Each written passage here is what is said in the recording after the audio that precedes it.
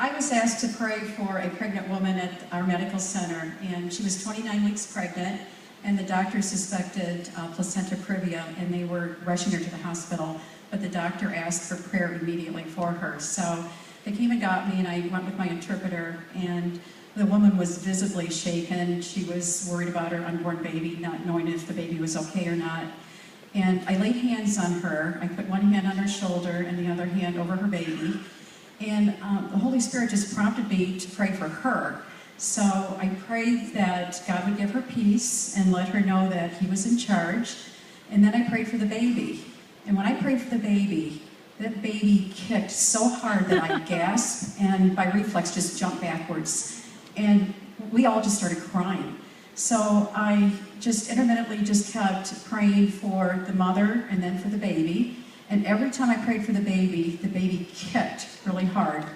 And I did this about 3 different times. And then I finally prayed that this pregnant woman would know that God did this and she would give God the glory.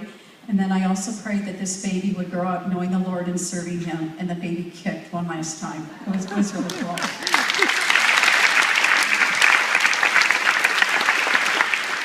My highlight from this trip was definitely, we were at a ministry site and the net was just cast, and Austin Schwer and I felt really called to this big group of boys, and we asked them all if they wanted prayer, and they each rejected us, unfortunately.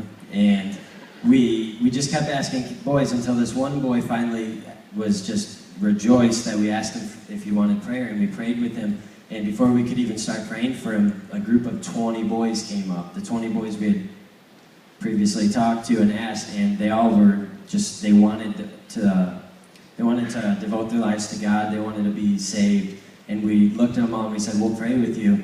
And we prayed for them, and 20 boys gave their hearts to God.